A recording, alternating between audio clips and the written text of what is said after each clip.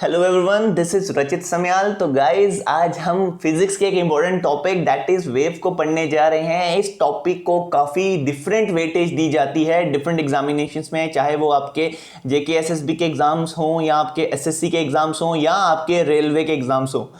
Different examinations में इस topic की डिफरेंट वेटेज है। तो आइए इस टॉपिक को इलैबोरेटली पढ़ते हैं। Let's start guys. तो गाइज सबसे पहले हम देखेंगे कि वेव है क्या।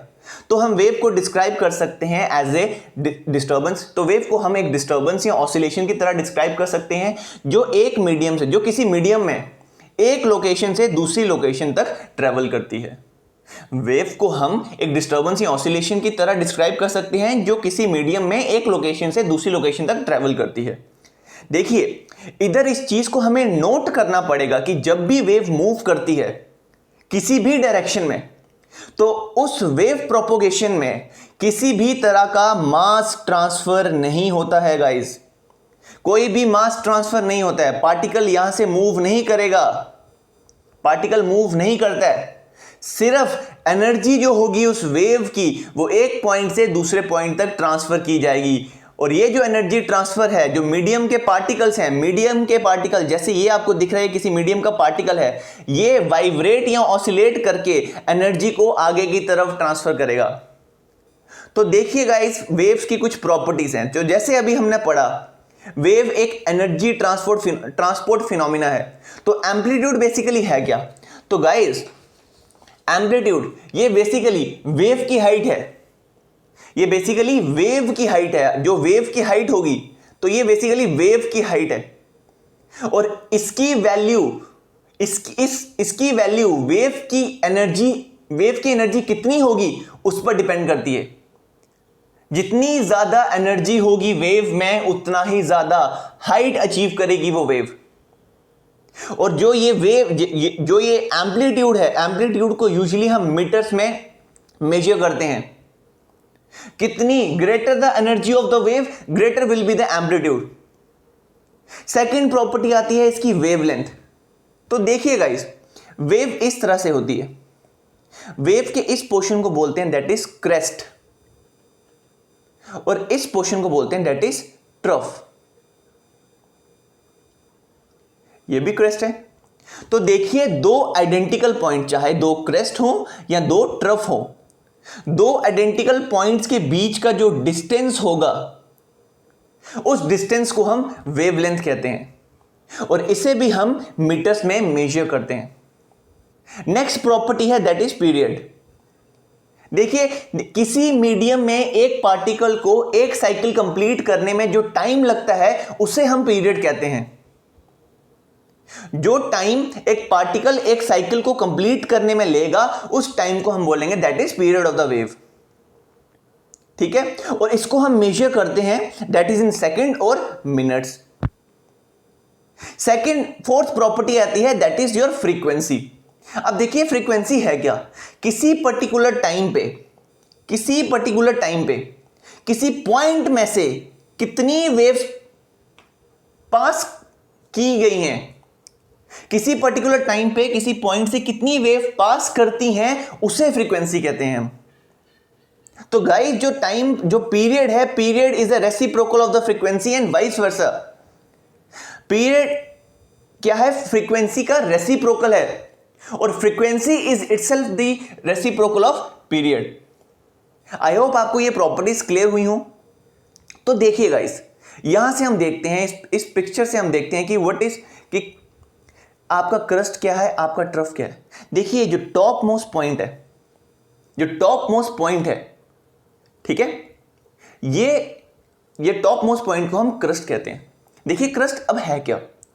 ये किसी भी वेव का टॉप पार्ट या पॉइंट होता है। क्रस्ट है क्या? ये टॉप पार्ट या पॉइंट है, या हम इसको कह सकते हैं कि ये वेव की मैक्सिमम वैल्यू भी हो सकती है। एक वेव की कुछ मैक्सिमम वैल्यू होगी तो वो maximum value that is crest होगी। ये जो आपको लोएस्ट पॉइंट दिख रहा है इसको आप बोलते हैं ट्रफ। इसको हम बोलते हैं दैट इज ट्रफ। ये ट्रफ है क्या?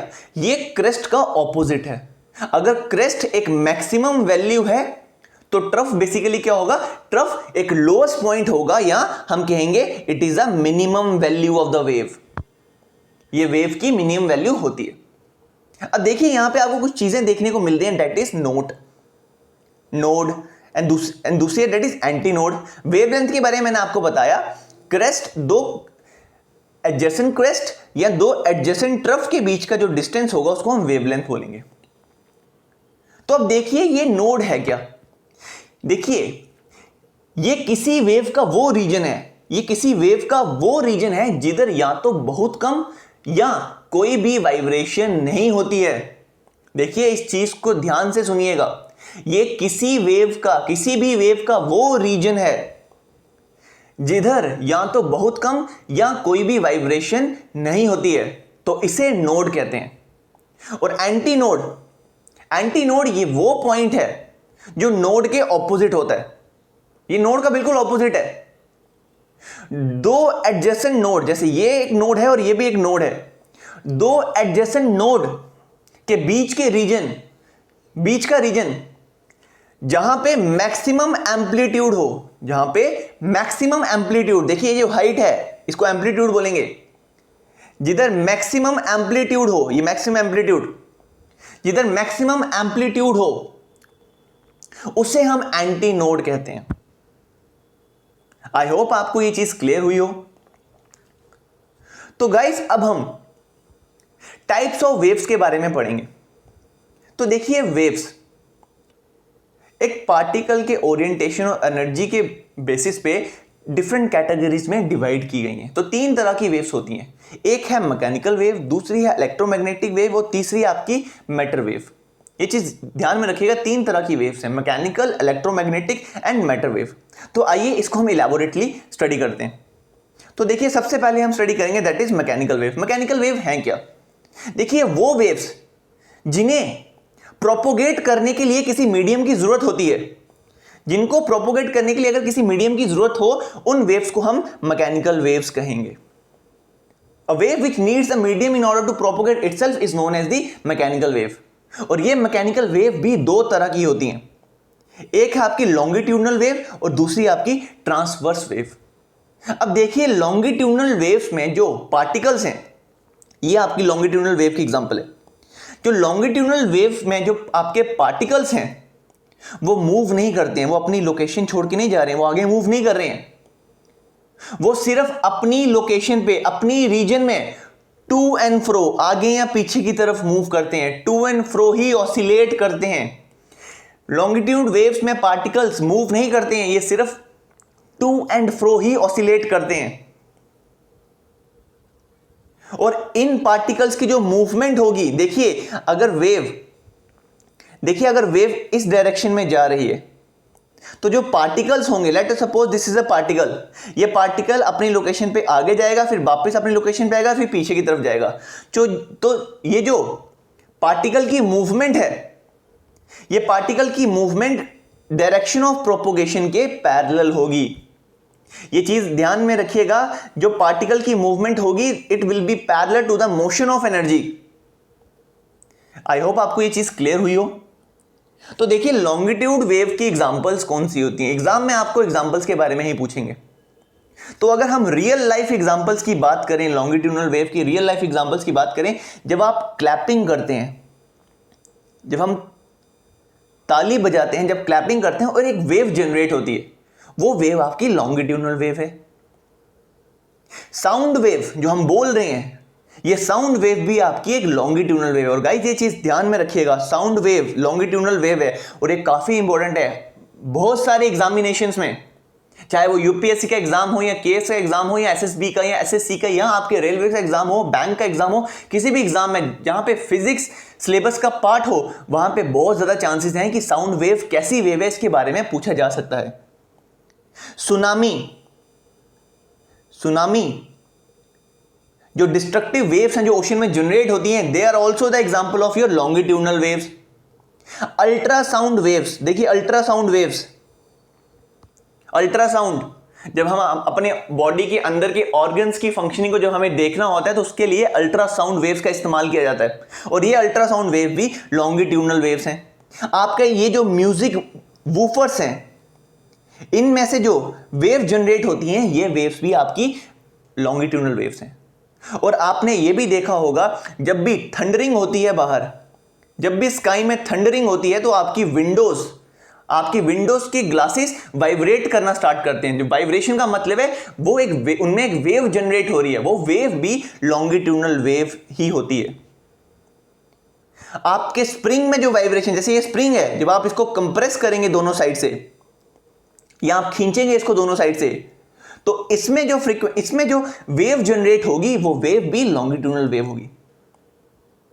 जब अर्थक्वेक आता है गाइस, एक चीज ध्यान रखिएगा, ये चीज ध्यान में सुनिएगा, जब अर्थक्वेक आता है तो अर्थक्वेक में दो तरह की वेव जनरेट होती हैं। जो फोकस पॉइंट होता है जमीन के अंदर जहां पे अर्थक्वेक ओरिजिनेट किया है उसको बोलते हैं फोकस पॉइंट से कुछ वेव्स रिलीज होती हैं।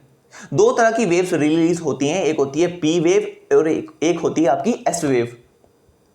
और ये जो एस वेव है, इस अर्थक्वेक की वेव्स का जो पार्ट है दैट इज एस वेव, ये एस वेव आपकी ट्रांसवर्स वेव होगी, और ये जो पी वेव होगी आपकी, ये पी वेव आपकी लॉन्गिट्यूडनल वेव होगी।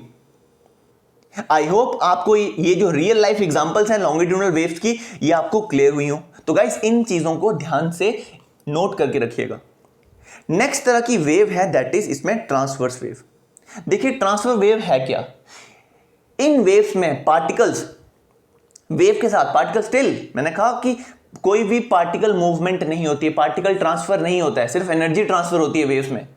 तो ट्रांसवर्स वेव में, इन वेव्स में पार्टिकल वेव के साथ मूव नहीं करते हैं, पार्टिकल सिर्फ अपनी पोजीशन पे अप एंड डाउन मूव करते हैं। पार्टिकल अपनी पोजीशन पर up and down he move करते हैं, और इस अप एंड डाउन मूवमेंट की वजह से ये एनर्जी को ट्रांसपोर्ट करते हैं फर्दर आगे की तरफ। अब देखिए अगर वेव इस डायरेक्शन में मूव कर रही है और particle up and down move कर रहे हैं, तो जो वेव के पार्टिकल्स हैं, जो मोशन ऑफ द पार्टिकल्स हैं इस ट्रांसवर्स वेव में, it will be perpendicular to the direction of propagation. ये चीज ध्यान में रखिएगा, जो पार्टिकल्स हैं वो वेव की डायरेक्शन के 90 डिग्री परपेंडिकुलर वाइब्रेट करते हैं। और अगर हम इसकी कुछ एग्जांपल्स के बारे में बात करें ट्रांसवर्स वेव की, जब आप पानी के ऊपर पत्थर फेंकें, कोई चीज गिरती है पानी के ऊपर, पानी के सरफेस के ऊपर, तो उसके ऊपर रिपल्स क्रिएट होते हैं। ये जो रिपल्स हैं पानी के सरफेस के ऊपर, they are the example of your transverse wave. जैसे मैंने अभी आपको रिसेंटली बताया कि अर्थक्वेक में दो तरह की वेव्स होती हैं, दैट इज पी वेव और एस वेव। पी वेव आपकी लॉन्गिट्यूडनल वेव है, तो ये जो एस वेव है it is a example of your transverse wave. Electromagnetic waves भी आपकी ट्रांसवर्स वेव के अंदर कंसीडर की जाती हैं। आपका जो गिटार है, गिटार के स्ट्रिंग को जब हम टच करते हैं उसमें से कोई वेव जनरेट होती है, वो वेव्स भी आपकी ट्रांसवर्स वेव हैं। और एक बहुत कॉमन एग्जांपल जो आपने देखी भी होगी, जब भी हम कोई क्रिकेट मैच देखते हैं, जब भी यहां आप आईपीएल के मैच देखते हैं, आपने देखा होगा कि ह्यूमन वेव बनती है। लोग जो स्टेडियम में लोग बैठे हुए हैं वो विद टाइम अपने हाथ खड़े करते हैं, अपने हाथों को ऊपर उठाते हैं, एक सिंक्रोनाइज पैटर्न बनता है हाथों के उठने का, और वो आपको एक वेव की तरह दिखती है। और वो जो वेव है, दैट वेव, देखिए जो एक इंसान है दैट इज ए पार्टिकल, वो सिर्फ अपनी पोजीशन से ऊपर खड़ा हुआ देन बैठ गया, वो मूव नहीं किया। बट ये जो मोशन आपको दिख रहा है कि हर कोई कंटिन्यूसली ऊपर खड़ा हो रहा है और बैठ रहा है, इससे आपको एक वेव फॉर्मेशन दिखेगी। वो वेव भी कैसी होगी, वो आपकी ट्रांसवर्स वेव होगी। और जो आपके ओशन में वेव्स जनरेट होती हैं, ओशन वेव्स जो जनरेट होती हैं, they are also example of your transfer wave. Guys देखिए यहां पे एक चीज को नोट करना पड़ेगा हमें कि जब भी लॉन्गिट्यूडनल वेव बनती है, तो इस वेव में पीरियोडिक कंप्रेशन जोन्स और रेयरफेक्शन जोन्स क्रिएट होते हैं। देखिए एक चीज ध्यान से सुनिएगा और इसको नोट कर लीजिएगा, क्योंकि एग्जाम में इसके बारे में पूछा जा सकता है। जब भी कोई लॉन्गिट्यूडनल वेव बनती है, तो इस वेव में, जैसे आप ये देख पा रहे हैं, ये जोन, ये वाला जोन, यहां पे आपको दिख रहा है कि मटेरियल काफी कंप्रेस्ड हो चुका है। तो लॉन्गिट्यूडनल वेव्स में पीरियोडिक कंप्रेशन जोन्स, इनको आप कंप्रेशन जोन्स कहेंगे। और ये जो बीच वाला रीजन है, कैसे आपको दिख रहा है, ये एक्सटेंडेड जोन है, ठीक है, फैला हुआ जोन है। इस जोन को आप रेयर फैक्शन जोन कहेंगे, हम इन्हें रेयर फैक्शन जोन कहेंगे। जहां पे स्प्रिंग आपको इकट्ठा हुआ दिखा है उसको कंप्रेशन जोन कहते हैं, और जहां पे स्प्रिंग आपको अलग अलग दिख रहा है, जैसे ये आपको ये रीजन, इस जोन को हम रेयर फैक्शन जोन कहेंगे। देखिए है क्या, ये जो कंप्रेशन जोन है, कंप्रेशन जोन में स्प्रिंग के जो पार्टिकल्स हैं ये बहुत ज्यादा पास में आ चुके हैं, means it is a high pressure zone. और वहीं पे ये जो रेयर फैक्शन जोन है, यहां पे पार्टिकल्स दूर दूर है, मींस इनके ऊपर इतना प्रेशर नहीं है, तो it is a low pressure zone. तो देखिए एग्जाम में आपसे पूछा जा सकता है लॉन्गिट्यूडनल वेव में जो रेयर फैक्शन जोन है वो कैसा रीजन होता है, is it a low pressure region और it is a high pressure region. तो आपका आंसर होगा rarefaction zone is a low pressure zone और आपका compression zone will be a high pressure zone. I hope आपको ये mechanical waves के regarding information आपको अच्छी लगी हो। तो नेक्स्ट वेव हमारी आती है दैट इज इलेक्ट्रोमैग्नेटिक वेव्स। देखिए वो वेव्स जिन्हें किसी भी तरह का मीडियम नहीं चाहिए प्रोपोगेट करने के लिए, और ये वेव्स वैक्यूम, और वो वेव जो वैक्यूम से इजीली ट्रेवल कर जाएं, उन वेव्स को हम इलेक्ट्रोमैग्नेटिक वेव्स कहते हैं। उन वेव्स को हम इलेक्ट्रोमैग्नेटिक वेव्स कहते हैं। तो देखिए गाइस, ये जो वेव्स हैं, ये वेव्स मैग्नेटिक फील्ड, ये वेव्स मैग्नेटिक फील्ड और इलेक्ट्रिक फील्ड की वजह से बनती हैं। इलेक्ट्रिक फील्ड और मैग्नेटिक फील्ड की वजह से बनती हैं। देखिए जब भी इलेक्ट्रिक फील्ड मैग्नेटिक फील्ड के कांटेक्ट में आती है तब इलेक्ट्रोमैग्नेटिक वेव प्रोड्यूस होती हैं। तो अगर हम बोलें, इजी लैंग्वेज में बोलें, इलेक्ट्रोमैग्नेटिक वेव्स कुछ नहीं, सिर्फ इलेक्ट्रिक और मैग्नेटिक फील्ड हैं जो फ्री स्पेस मींस किसी भी एरिया से ट्रेवल कर सकती हैं, और इनकी जो ट्रेवलिंग स्पीड होगी it will be the speed of light. ये स्पीड ऑफ लाइट ये इंपॉर्टेंट है आपके लिए, स्पीड ऑफ लाइट की स्पीड से, लाइट की स्पीड से ये ट्रेवल करती हैं, लाइट की स्पीड से ये गाइस ट्रेवल करती हैं। और एक चीज ध्यान में रखिएगा, एग्जाम में पूछा जा सकता है, दिस जैसे हमारा स्पेस, जो हमारा स्पेस है, स्पेस इज अ वैक्यूम, तो ये जो इलेक्ट्रोमैग्नेटिक वेव्स हैं ये स्पेस से ट्रांसफर हो सकती हैं, स्पेस से ट्रेवल कर सकती हैं, means electromagnetic waves can transfer energy through space. ये स्पेस से एनर्जी, स्पेस से ट्रेवल करते हुए एनर्जी को भी ट्रांसपोर्ट कर सकती हैं। तो देखिए गाइस, डिफरेंट तरह की इलेक्ट्रोमैग्नेटिक वेव्स हैं, ठीक है। जैसे मैंने अभी आपको बताया इलेक्ट्रोमैग्नेटिक वेव में magnetic as well as electric field होती है, और ये जो वेव्स हैं, डिफरेंट तरह की वेव्स हैं, ये अपनी फ्रीक्वेंसी के ऊपर ही, इनको फ्रीक्वेंसी के ऊपर ही क्लासीफाई किया जाता है, फ्रीक्वेंसी के बेसिस पे क्लासीफाई किया जाता है। तो डिफरेंट तरह की इलेक्ट्रोमैग्नेटिक वेव्स हैं। तो सबसे पहले आती है आपकी रेडियो वेव्स। देखिए जो रेडियो वेव हैं, इनकी जो वेवलेंथ होती है, वेवलेंथ को हम लैम्डा से डोनेट करते हैं। जो वेवलेंथ होती है वो सबसे लॉन्गेस्ट वेवलेंथ वाली इलेक्ट्रोमैग्नेटिक वेव को हम रेडियो वेव कहते हैं। और इन रेडियो वेव्स का इस्तेमाल हम रेडियो सिग्नल, सैटेलाइट सिग्नल्स और रडार के केस में इस्तेमाल करते हैं। देखिए रडार है क्या, पूछा जा सकता है। रडार क्या है? रडार बेसिकली आपका radio detection and ranging, radar की फुल फॉर्म है that is radio detection and ranging. Radio detection and ranging को रडार कहते हैं। तो रेडियो वेव्स सबसे लॉन्गेस्ट वेवलेंथ होती है इनकी, और इनका इस्तेमाल रेडियो सिग्नल्स को, सैटेलाइट सिग्नल्स को और रडार में इसका इस्तेमाल किया जाता है। तो नेक्स्ट तरह की वेव आती है आपकी माइक्रोवेव्स।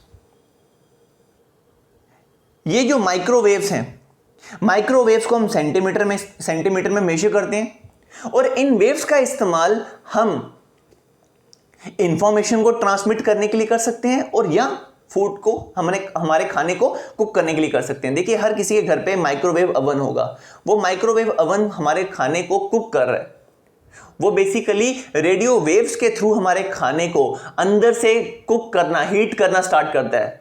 वो जो वेव्स हैं उनको बोलते हैं माइक्रोवेव्स। इनको इंफॉर्मेशन ट्रांसमिट करने के लिए या खाने को पकाने के लिए इनको इस्तेमाल किया जाता है। नेक्स्ट तरह की वेव आती है आपकी इंफ्रारेड वेव्स, ठीक है। और इन वेव्स को हम नियर एंड फार इंफ्रारेड भी कहते हैं। They are also known as near and far infrared. और इसकी एग्जांपल है human body is the example of body that gives off different infrared waves. एक ह्यूमन बॉडी है जो डिफरेंट तरह की इंफ्रारेड वेव्स दे सकती है, ट्रांसमिट कर सकती है, या तो नियर या फार इंफ्रारेड। देखिए हम जब ठंडे होते हैं, ठीक है, तो हमारे जो सिग्नल होगा, अगर हमें मेजर किया जाए, अगर हमें इंफ्रारेड कैमरे से देखा जाए तो इंफ्रारेड कैमरा इंफ्रारेड रेडिएशन को कैप्चर करेगा और हम थोड़े ब्लू तरह के दिखना स्टार्ट होंगे, मींस वी आर कोल्ड। वो जो ब्लू लाइट इमिट हो रही है हमारी बॉडी से, that is infrared light, infrared wave. और जब हम गर्म होते हैं, हमारा बॉडी टेम्परेचर जब गर्म होता है, उस केस में हम थोड़े रेड कलर के दिखते हैं, तो red is the indication of hot, ठीक है। तो डिफरेंट वेव्स हमारी body on the basis of different temperature different तरह की इंफ्रारेड रेडिएशंस को एमिट करता है। आई होप आपको ये चीज क्लियर हुई होगी। और विजुअल लाइट कौन सी है जो हम देख पा रहे हैं? इस विजुअल लाइट की जो वेव लेंथ है, ये वेव लेंथ होती है दैट इज 390 to 700 नैनोमीटर्स के बीच में। This is nanometres. इस 390 to 700 नैनोमीटर्स के बीच में ही विजिबल लाइट की, विजुअल मीन जिसको हम देख सकते हैं, वो लाइट जो हमें दिख पा रही है, तो इसकी वेवलेंथ इस रेंज में रहती है। नेक्स्ट आती है आपकी that is UV waves, ultra violet waves. और अल्ट्रा वायलेट वेव्स हमारा सन एमिट करता है। देखिए ये जो अल्ट्रा वायलेट वेव्स हैं, ठीक है, ये 3 तरह की होती हैं, A, B and C, ठीक है। और ये जो अल्ट्रा वायलेट वेव्स हैं, इसका जो मेजॉरिटी ऑफ द पोर्शन है वो बड़ा कार्सिनोजेनिक है। कार्सिनोजेनिक का मतलब होता है इनसे लोगों को कैंसर हो सकता है। तो जो हमारी ओजोन है, ओजोन लेयर है, जो हमारे स्ट्रेटोस्फेयर में, हमारा स्ट्रेटोस्फेयर, देखिए जहां पे अभी हम हैं वो है आपका ट्रोपोस्फेयर। ट्रोपोस्फेयर से ऊपर वाला रीजन को बोलते हैं दैट इज स्ट्रेटोस्फेयर। स्ट्रेटोस्फेयर में ये ओजोन गैस प्रेजेंट है और ये ओजोन गैस इस यूवी लाइट का जो कार्सिनोजेनिक पोर्शन है उसको वापस रिफ्लेक्ट कर देता है, वापस उसको रिफ्लेक्ट कर देता है। तो ये जो यूवी वेव्स हैं ये हमें सन से मिलती हैं। नेक्स्ट तरह की वेव आती है आपकी एक्सरे वेव। और इन एक्सरे वेव्स क्या, हम अपनी बॉडी के अंदर जो हमारी बोन्स हैं, उनकी हार्ड मटेरियल जो हमारी बॉडी के अंदर है, उस हार्ड मटेरियल को पिक्चराइज करने के लिए हम इन वेव्स का इस्तेमाल करते हैं। तो इसका बेसिक पर्पस, इसका बेसिक यूज है दैट इज मेडिकल पर्पस के लिए इसको यूज किया जाता है। और लास्ट तरह की वेव आती है जो सबसे स्ट्रॉन्गेस्ट वेव है और सबसे डेंजरस वेव है, दैट इज गामा रेज। और ये जो गामा रेज है, इनकी वेवलेंथ सबसे शॉर्टेस्ट वेवलेंथ होती है। सबसे शॉर्टेस्ट वेवलेंथ, शॉर्टेस्ट वेव का मतलब है इनकी वेवलेंथ काफी ज्यादा कम रहती है, काफी ज्यादा इस इलेक्ट्रोमैग्नेटिक स्पेक्ट्रम में। देखिए इलेक्ट्रोमैग्नेटिक स्पेक्ट्रम में ये सारी तरह की वेव्स प्रेजेंट रहती हैं और ये वेव्स क्लासिफाई की जाती है on the basis of frequency and on the basis of their wavelength. तो गामा रेज जो है इनकी वेवलेंथ सबसे ज्यादा कम रहती है, बट वहीं पे इन गामा रेज की फ्रीक्वेंसी सबसे ज्यादा है। सबसे ज्यादा फ्रीक्वेंसी गामा रेज की रहती है। तो गाइज यहां पे एक चीज हमें पढ़नी पड़ेगी। देखिए गामा रेज, इसके लिए ये जो इलेक्ट्रोमैग्नेटिक वेव है, इसके लिए आपको एक फॉर्मूला को रिमेंबर करना पड़ेगा that is E is equal to, E is your energy, E is equal to hc upon lambda. E है आपकी वेव की एनर्जी, H है आपका प्लैंक कांस्टेंट, H है आपका प्लैंक कांस्टेंट, इसकी वैल्यू है कांस्टेंट है और इसकी वैल्यू है 6.62 इंटू 10⁻⁻34 जूल सेकेंड, इसकी ये वैल्यू है। C आपका है that is the speed of light, और स्पीड ऑफ लाइट आप सब जानते हैं दैट इज 3 इंटू 10⁸ मीटर पर सेकेंड। वहीं पे ये जो लैम्डा है, लैम्डा इज योर वेवलेंथ। तो अगर हम यहीं से फॉर्मूला से देखें, H आपका कांस्टेंट है, C आपका कांस्टेंट, लाइट की स्पीड भी कांस्टेंट है, प्लैंक कांस्टेंट की वैल्यू भी एक जैसी ही रहेगी, यूनिफॉर्म रहेगी। तो यहां पे वैल्यू किसकी चेंज हो रही है, दैट इज चेंज हो सकती है E और लैम्डा की। तो हम कह सकते हैं इस फॉर्मूला से हम कह सकते हैं हमारी एनर्जी, किसी भी वेव की एनर्जी उसकी वेवलेंथ के इनवर्सली प्रोपोर्शनल होती है। जितनी ज्यादा वेवलेंथ होगी, जितना डिनोमिनेटर में नंबर ज्यादा होगा, वैल्यू उतनी कम होगी। तो देखिए जितना ज्यादा लैम्डा उतनी कम एनर्जी। और एक और चीज आपको ध्यान में रखनी पड़ेगी दैट इज हमारी energy is directly proportional to the frequency, इसको म्यू बोलते हैं, दैट इज फ्रीक्वेंसी। हमारी एनर्जी हमारी फ्रीक्वेंसी के डायरेक्टली प्रोपोर्शनल है। तो हम कह सकते हैं हमारी फ्रीक्वेंसी भी हमारे वेवलेंथ, किसी वेव की वेवलेंथ के इन्वर्सली प्रोपोर्शनल है। तो जितना ज्यादा लैम्डा, जितनी ज्यादा वेवलेंथ होगी किसी वेव की, उतनी ही कम फ्रीक्वेंसी होगी और उतनी ही कम एनर्जी होगी। और इसका अगर इन्वर्स बोलें, जितनी ज्यादा एनर्जी उतनी ज्यादा फ्रीक्वेंसी और उतना ही कम वेवलेंथ। इसीलिए यहां से हम देख सकते हैं, अगर गामा रेस की फ्रीक्वेंसी सबसे कम है तो मतलब इसकी एनर्जी सबसे ज्यादा होगी, साथ में इसकी फ्रीक्वेंसी भी सबसे ही ज्यादा होगी। आई होप आपको ये चीज क्लियर होगी। देखिए, जितनी ज्यादा वेवलेंथ उतनी कम एनर्जी होगी इसमें। आई होप आपको ये चीज क्लियर हुई हो। तो देखिए गाइस, इन इलेक्ट्रोमैग्नेटिक वेव्स, अगर हम इन इलेक्ट्रोमैग्नेटिक वेव्स के बारे में पढ़ें तो इन इलेक्ट्रोमैग्नेटिक वेव्स की बहुत ज़्यादा एप्लीकेशंस हैं, बहुत जगह इनको यूज़ किया जाता है।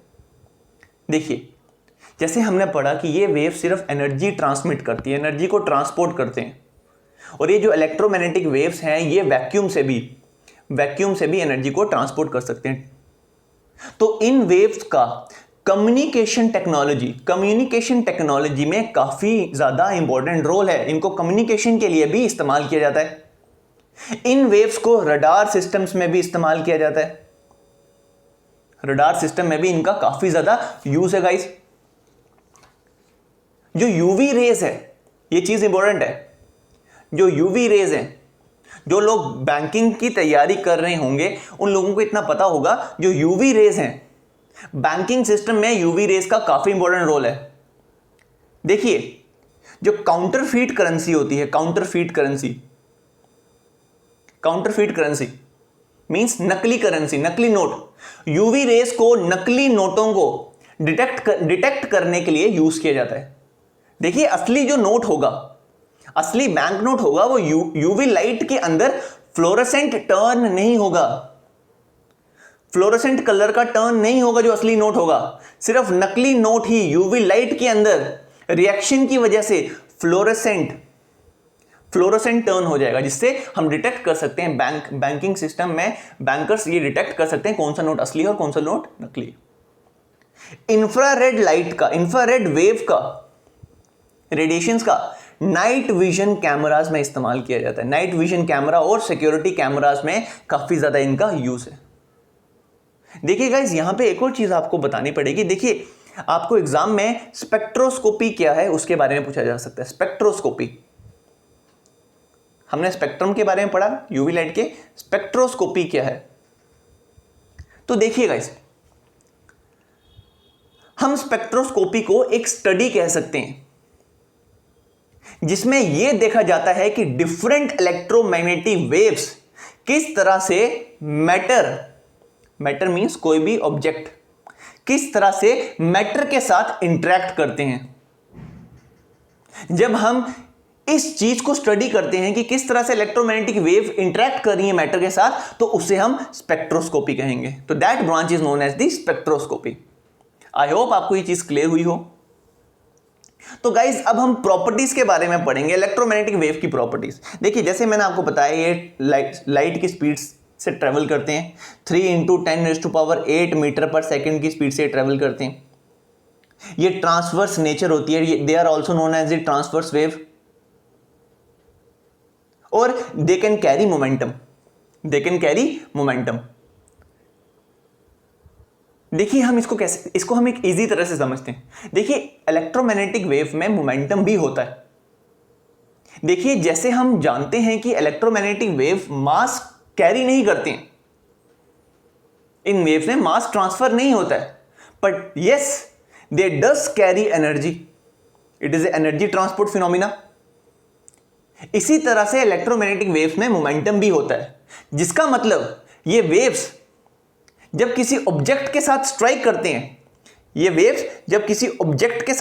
करते हैं, तो उस पर प्रेशर एक्सर्ट करते हैं। क्या एक्सर्ट करते हैं? That is pressure. तो प्रेशर एक्सर्ट करने का मतलब है, जब भी ये किसी भी ऑब्जेक्ट के साथ स्ट्राइक करेंगे या किसी चीज को स्ट्राइक करेंगे, तो ये उन पे प्रेशर एक्सर्ट करेंगे। वेव्स प्रेशर एक्सर्ट करती हैं। और इस प्रेशर को हम रेडिएशन प्रेशर भी कहते हैं। इस प्रेशर को हम रेडिएशन प्रेशर भी कहते हैं। तो that is why we say कि these electromagnetic waves can carry momentum. और सबसे इंपॉर्टेंट प्रॉपर्टी इस वेव की that is they can be polarised. They can be polarised. देखिए अब हम यह पढ़ते हैं कि पोलराइज्ड वेव होती क्या है। जैसे आप यहां पे देख पा रहे हैं light beam means it is A electromagnetic beam. जब भी कोई वेव किसी मीडियम से ट्रेवल करती है वो किसी भी डायरेक्शन में मूव कर सकती है। ठीक है, इस तरह से वो मूव कर सकती है किसी भी डायरेक्शन में। जैसे आप यहां पे देख सकते हैं वो किसी भी प्लेन में, चाहे वो एक्स एक्सिस हो या वाई एक्सिस हो या जेड एक्सिस हो, वो किसी भी कोऑर्डिनेट में मूव कर सकती हैं, किसी कोऑर्डिनेट की डायरेक्शन में मूव कर सकती हैं। अब इन तरह की वेव्स को बोलते हैं that is unpolarised light waves. इनको बोलते हैं that is unpolarised electromagnetic waves. अब पोलराइज्ड वेव्स हैं क्या? ठीक है, तो गाइस पोलराइज्ड वेव्स को हम लाइट वेव्स भी कहते हैं जिनमें वाइब्रेशन, देखिए ये वाइब्रेशंस हैं, जिनमें वाइब्रेशन सिर्फ एक ही प्लेन में हो।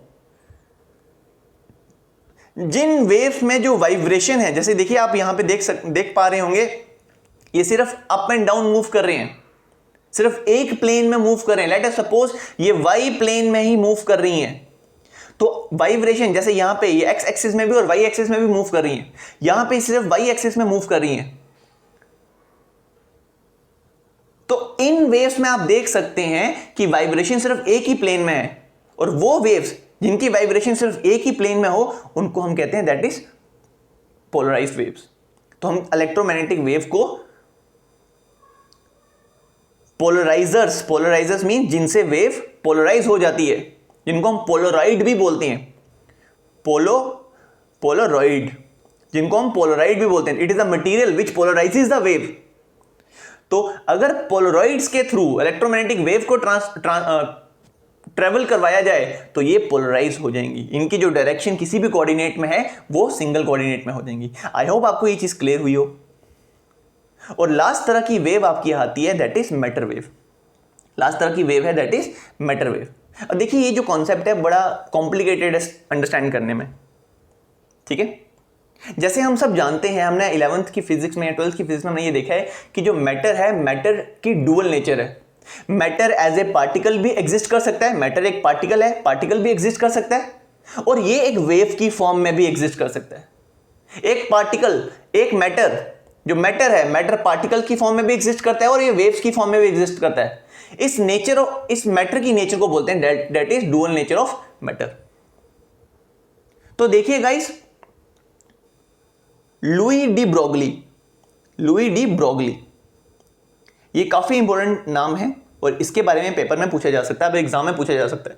तो देखिए लुई डी ब्रोगली ने अपनी थीसिस में यह कहा था कि कोई भी मूविंग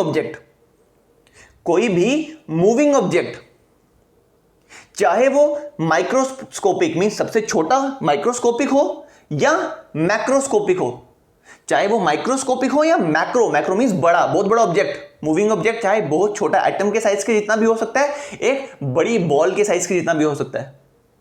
कोई भी मूविंग ऑब्जेक्ट चाहे माइक्रोस्कोपिक या मैक्रोस्कोपिक, उस मूविंग ऑब्जेक्ट में वेव कैरेक्टर भी प्रेजेंट होता है। देखिए ऑब्जेक्ट है, ऑब्जेक्ट में पार्टिकल्स हैं, तो लुई डी ब्रोगली ने कहा कि उस ऑब्जेक्ट के अंदर, उस मूविंग ऑब्जेक्ट के अंदर वेव कैरेक्टर भी हो सकता है। तो ये डुअल नेचर ऑफ मैटर का जो ये थीसिस सामने रखी, ये लुई डी ब्रोगली ने रखी थी। लुई डी ब्रोगली ने इस कॉन्सेप्ट को सामने रखा। और ये जो वेव्स हैं, they do not require any material medium for its propagation, और इनको ट्रेवल करने के लिए किसी मटीरियल की जरूरत नहीं रहती है, किसी भी मीडियम की जरूरत इनको नहीं रहती है। और गाइज एक चीज को नोट कीजिएगा, एग्जाम में पूछा जा सकता है इन वेव्स को हम और किस नाम से जानते हैं। तो गाइज ये चीज को ध्यान में रखिएगा, नोट डाउन कर लीजिएगा प्लीज कि हम इन मैटर वेव्स को डी ब्रोगली वेव्स भी कहते हैं। हम इन वेव्स को डी ब्रोगली वेव्स भी कहते हैं। आई होप गाइज आपको ये वीडियो लेक्चर काफी अच्छा लगा हो। Thank you so much guys.